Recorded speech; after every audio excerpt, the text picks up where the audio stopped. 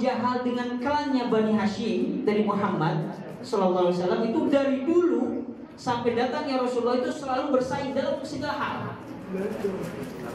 Jadi klannya Abu Jahal itu tidak mau terkalahkan oleh klannya Bani Hashim.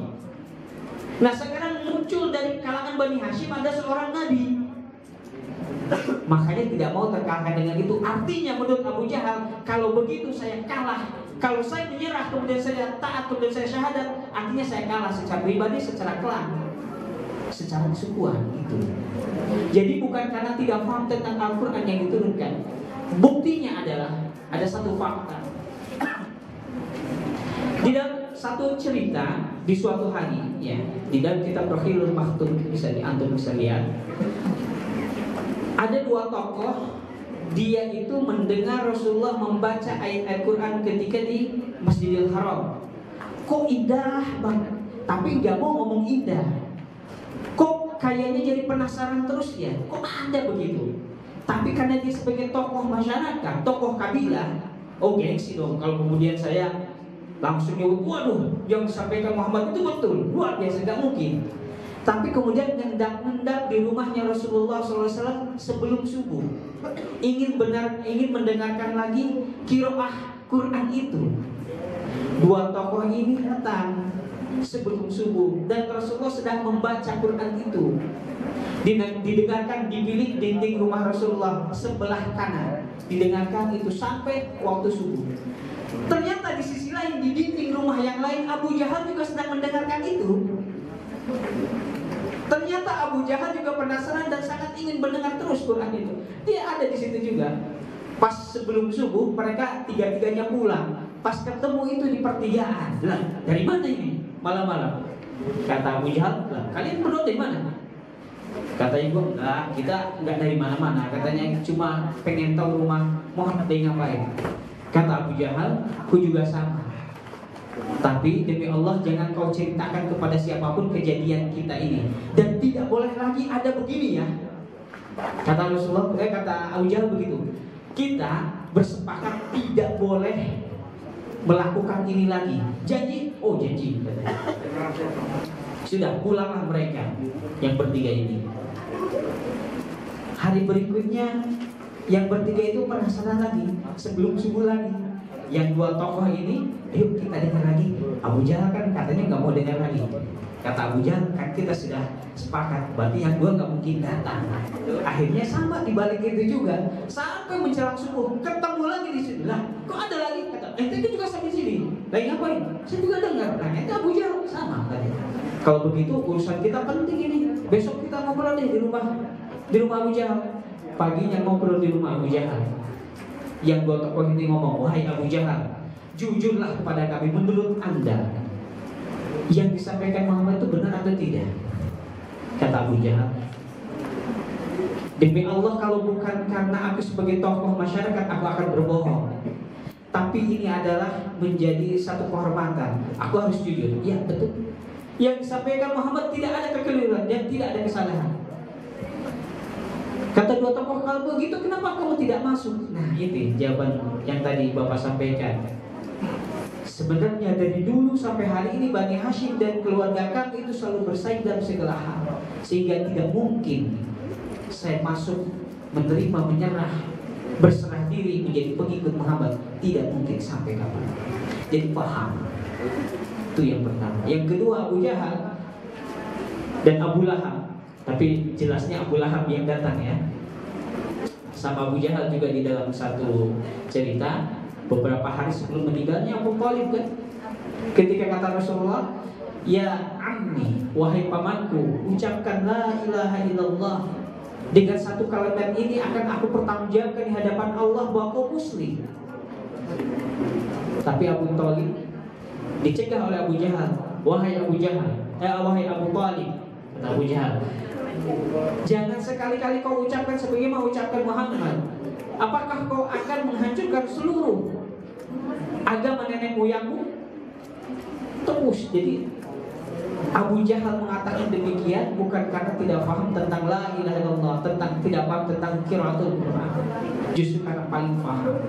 Oleh karena itu, itulah yang menjadi mukjizat kenapa Quran harus diturunkan. Terus ada yang selalu bilang bahwa Quran itu diturunkan di malam Lailatul Qadar.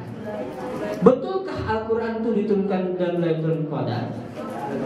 Bukankah Al-Quran diturunkan secara berangsur-angsur? Jadi Al-Quran turun itu 2 tahap. Nah, tahap pertama itu dari Lauhul Mahfuz, ya, diturunkan 1 bundel ke langit ke dunia. Diturunkan ke langit dunia. Nah, dari langit dunia itulah kemudian Quran diturunkan secara berangsur-angsur lewat malaikat Jibril. Ketika turun pertama wahyu itu, alias wahyu pertama apa? Surah apa? Surah Al-Alaq. Di mana? Di Gua Hiro itu di mana? Di Jabal Nur itu di mana? Di Condet. Jabal Nur itu di Mekah. Turunnya di Gua Hiro. Ketika Rasulullah bertahanut itu bersemedi, tapi bersemedi dalam keadaan ibadah. Ya, ibadah menurut cara Rasulullah waktu itu. Nah, ketika awal wahyu itu turun adalah di Lailatul Qadar. Begitu. Jadi Syahrul Ramadan alladzi unzila fihi al-Qur'an. Turunnya di bulan Ramadan ketika Lailatul Qadar.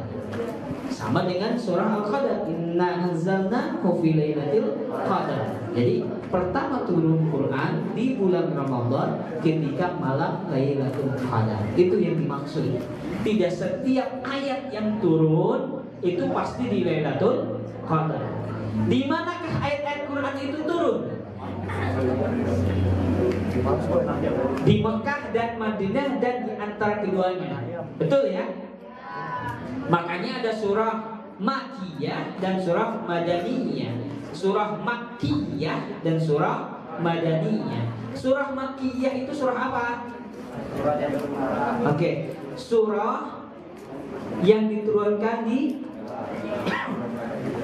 yang betul surah yang diturunkan sebelum Rasulullah hijrah.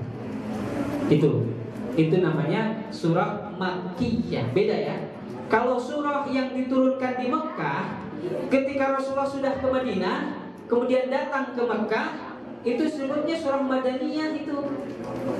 Ya, artinya batasannya adalah surah Makkiyah adalah surah yang diturunkan ketika Rasulullah sebelum hijrah. Jadi sebelum Rasulullah hijrah dikatakan atau dinamakan seluruhnya surah Makkiyah.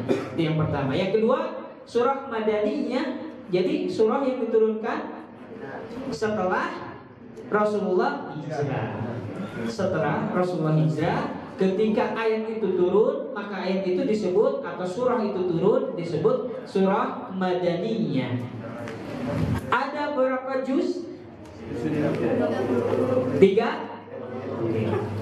Ada berapa surah? 114. Ada berapa ayat? Berapa? 6.666 ayat.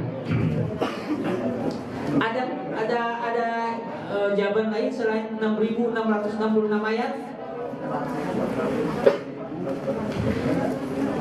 Kalau kalian lihat itu di internet atau nonis, ya nonis tahu kan? Nah itulah. Itu selalu mendengungkan. Kalau lihat angka yang 666 itu pasti itu angka setan ya. Wah awas loh itu angka setan itu. Itu kalau lagi gaple itu kita pokoknya jembus dah. Itu gak nyebutnya itu. Sebut angka setan. Ya balas nah gitu ya 6.666 gitu. Yang benar begini. Ada 2 di dalam kategori ayat itu. Ya perhatikan ini. Soalnya pasti selalu salah. Kalau hitungan matematis yang di depan perhatikan, nanti ditanya balik sampai syahid nanti ya. Syahid di bulan Ramadan nanti dia nggak selesai itu kalau udah ditanya. Perhatikan. Jadi ketika menjawab berapa ayat di dalam Al-Quran, itu jawabannya ada dua. Dalam hitungan matematis, Al-Quran itu seluruh para ulama berbeda pendapat di dalam setiap madhab Quran. Mulai dari yang 6214, 6215, 6217, 6220 sampai 6236. Ya. Jadi kalau hitungan matematik yang antum lihat nanti di Quran itu, antum bisa lihat yang punya kita, khususnya di Indonesia, itu jumlahnya 6236 ayat. Kemana itu patokannya? Patokan kita itu adalah kepada ulama Kufah. Jadi salah satu pendapat dari jumlah matematis Quran, ayat Quran, salah satu pendapatnya adalah di pendapat Hamzah, ya, khususnya yang diaminkan oleh ulama-ulama Kufah. Indonesia, khususnya Asia Tenggara, termasuk juga Saudi Arabia, itu ada 6236 ayat dari riwayat Hafiz dari Imam Asim. Ya, hafal? Dari riwayat Hafiz dari Imam Asim, itu yang ada cetakan di kita. Jumlahnya 6236 ayat. Di negara lain ada yang berbeda, ada yang kemudian 6214. Ulama-ulama Madinah awal itu menyatakan 6214. Kalau sekarang yang tersebar di Libya misalnya, ya, Libya itu 6220. Ada sebagian wilayah di Afrika 6214 yang ambil dia 6214.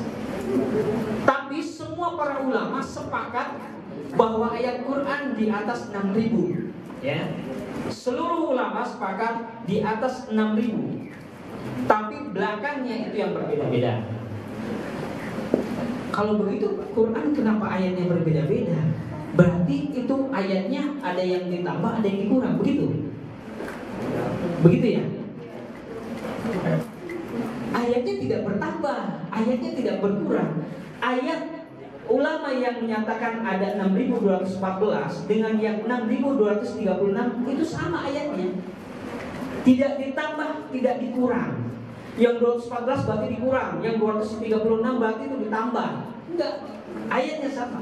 Perbedaannya adalah yang pertama adalah dari jumlah bacaan basmalah dihitung ayat atau tidak. Itu para ulama berbeda pendapat. Makanya ada yang menghitung, ada yang tidak menghitung. Nah, dari situ jumlahnya tentunya akan berbeda, kan? Betul ya? Yang kedua dari ayat-ayat muqatta'ah. Ayat-ayat yang terputus, ayat-ayat yang terpotong. Ada ulama kemudian yang menghitung ketika terpotong itu satu ayat. Ada yang menghitung itu bukan ayat, itu adalah terusan, jadi tidak dihitung ayat. Jadi itulah perbedaan yang kemudian menambah perbedaan di setiap ayatnya. Dan yang terakhir adalah ketika Rasulullah menyampaikan ayat itu, Rasulullah wakaf, Rasulullah berhenti menarik nafas. Ketika menarik nafas, ada satu asumsi bahwa oh, itu adalah akhir dari ayat tersebut. Dan yang lain berbicara bahwa oh, bukan. Itu Rasulullah hanya ketika narik nafas karena ayatnya panjang, sehingga Rasulullah harus narik nafas. 1666. Itu di dalam perspektif makna kandungan Al-Quran. Jadi bukan hitungan matematis. Boleh tidak kita menyebutkan Al-Quran dalam satu kandungan itu ya isinya adalah 6600? Boleh saja. Ya. Tapi kalau berapa hitungan matematis ayat, jumlahnya hanya 6236 ayat. Paham? Paham ya, sudah dicatat. Kalau ditanya paham, bisa jawab. Jadi di dalam Al-Quran berapa jumlah hurufnya?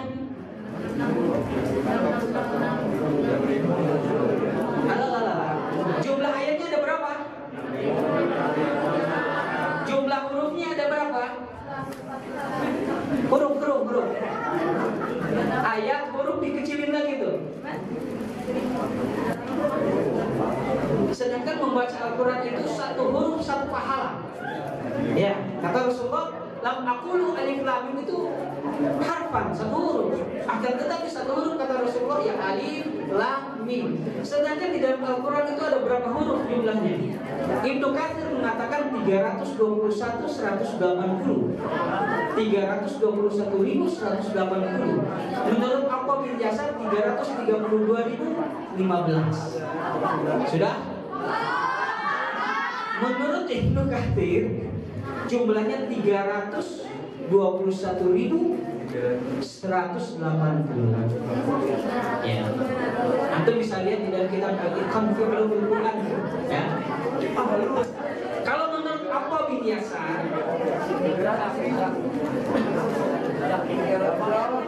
321.180. Ya. Itu menurut Ibnu Katsir. Menurut Aqqam bin Yasar 323.015. 323.015 itu menurut Aqqam bin Yasar atau Ibnu Yasar. Biasanya orang ya berpendapat di antara dua ini. Ada yang menguatkan pendapat Ibnu Katsir, ada yang menguatkan pada pendapat Ibnu Yasar.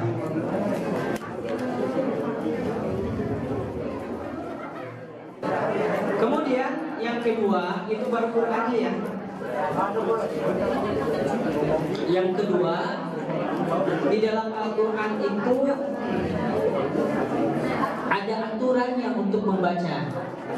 Ya. Halo, suaranya volumenya bisa dinolkan? Oke, nolkan dulu. Jadi di dalam Al-Quran ketika qiraah, ketika dibacakan itu ada aturannya. Ya. Ada aturan membaca Quran. Al-Quran tidak bisa dibaca sembarangan terserah kita cara bacanya. Maka aturan itu dikodifikasi. Dibuatlah kaidah-kaidah oleh para ulama agar kaum muslimin yang makin kesini makin jauh terhadap Quran dan makin jauh terhadap ilmu Islam faham dan bisa mengerti. Kalian pernah lihat Quran yang disahkan atau ditetapkan oleh Utsman bin Affan? Jadi dulu Quran itu hanya ada 7. Ya.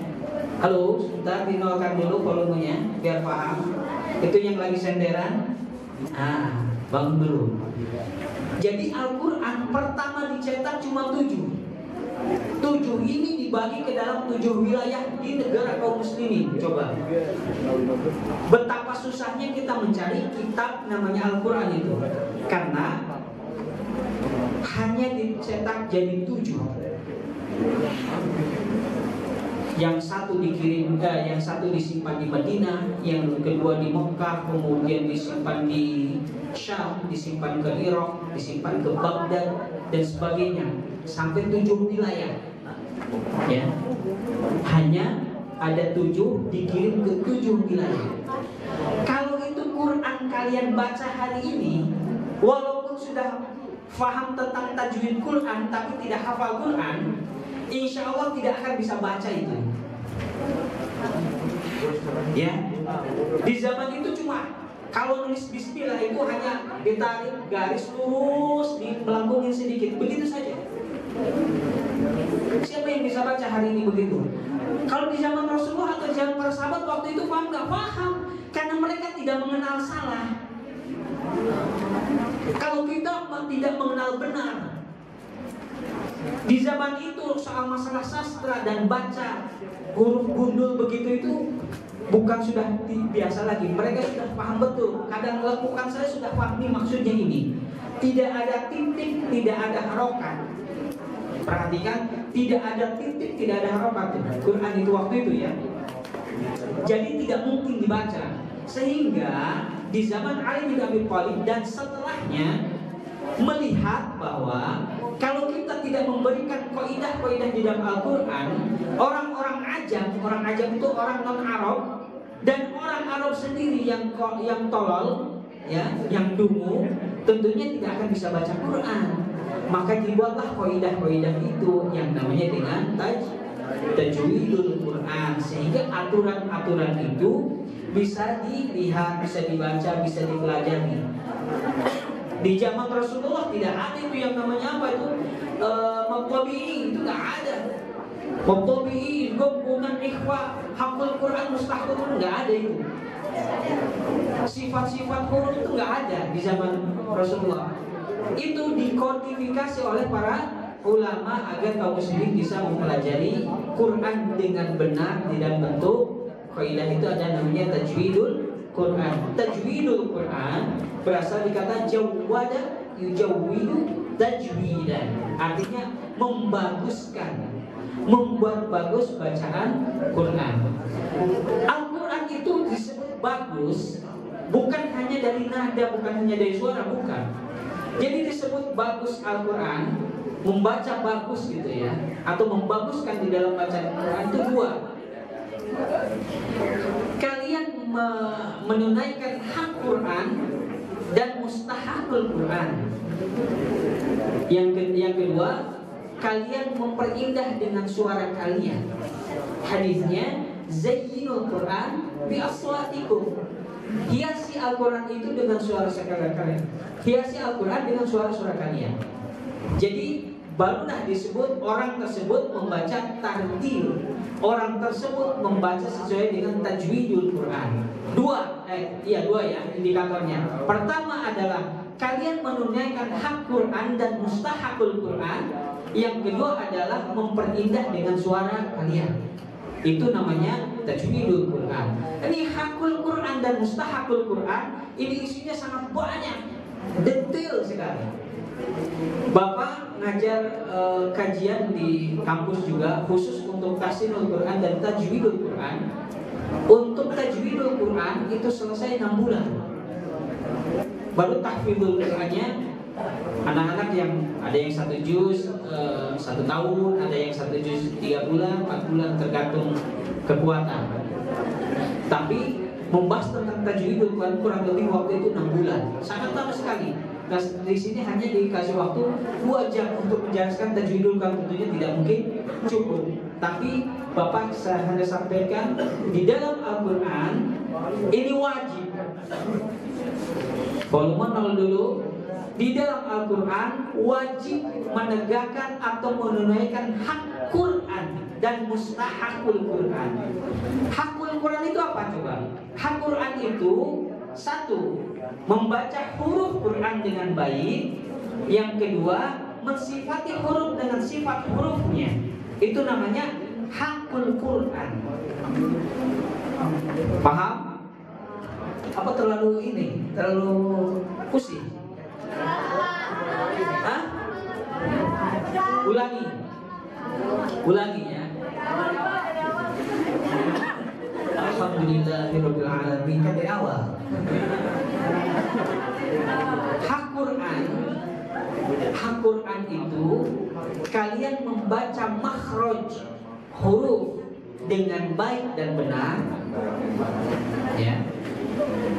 Yang kedua, kalian mensifati huruf dengan sifat yang benar. Itu namanya hak Quran. Hak Quran ini wajib. Jadi kalau membaca Quran tanpa hak Quran, maka tidak sebut orang tersebut tuh fasih membaca Quran. Ya. Membaca makharijul huruf dengan baik dan mensifati huruf dengan sifat-sifat sesuai dengan hurufnya, itu namanya hak Quran. Paham? Contoh gini. Huruf hijaiyah itu ada berapa? Pusing lagi. A 27, B 28, C 29, D 30, E benar semua. Itu yang bilang benar semua itu malas mikir, itu tidak jelas. Yang benar 2 tuh 28. Yang benar 29. 40 kebanyakan itu. Ya. Jumlahnya kalau ini nih. Berapa huruf hijaiyah? Kalau hamzah dan alif disatukan itu dia jadi 27. Kalau alif dan hamzah dipisah dia 28. Kalau alif dan hamzah juga dipisah dia jadi 29. Paham? Tapi yang jelas 28 ketika alif dan hamzah harus dipisah. Kenapa alif dan hamzah harus dipisah? Sama nggak ya? Alif sama hamzah sama nggak? Sama. Beda? Yang bilang beda apanya yang beda? Hurufnya, Pak. Apanya? Nanti ini PR tanyakan ke Ustaz Wawan. Perbedaan alif sama hamzah. Ya, kenapa harus dipisah? Apakah makharijul hurufnya berbeda? Apakah sifatnya juga berbeda? Tanyakan ya. Kemudian yang kedua mustahakul Quran. Mustahakul Quran itu adalah ketika Al-Quran itu disampaikan atau ketika Al-Quran itu dipenuhi akan muncul sebab-sebab hukum baru. Hukum yang baru inilah yang disebut mustahakul Quran. Hukum yang baru ini apa? 1 ada maqtu'i, betul? 2 ada marfa'i. Marfa'i ini apa? Banyak di dalamnya. Ada yang tanwin dan sukun, misalnya idgham, ikhfa, iqlab, kemudian gunnah dan sebagainya. Muncul lagi misalnya mad disukun, mad iwad, mad tamkin, mad fa', kemudian mad disukun, kemudian mad wajib muttasil, mad wajib mufasil dan sebagainya. Mad jaiz mufasil, kemudian mad lazim harfi musybah, yang mukhaffaf harfi, mukhaffaf kalimi dan sebagainya, muntaqal kalimi. Ya banyak ya. Belum lagi tentang berbicara tentang saktah, waqaf dan sebagainya. Belum lagi sesuatu yang gharib. Gharib seperti ismam, ya. Ismam itu yang monyong tapi bacanya tidak monyong gitu. Banyak, Pak. Itu adalah mustahakul Quran. Jadi kesimpulannya Al-Quran wajib dibaca sesuai dengan hak Quran dan mustahakul Quran.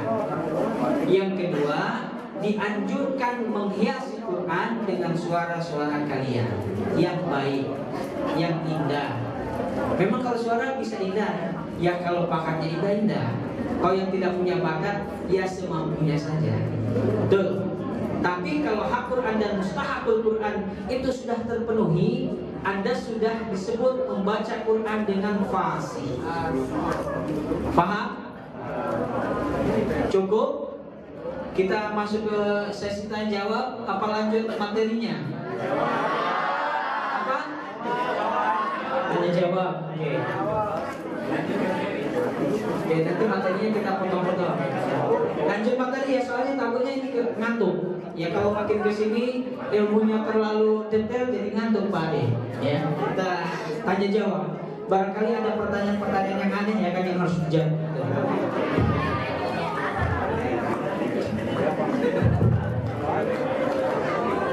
Baik, kepada santri ya namanya santri, boleh dikumpulkan pertanyaannya. Ya.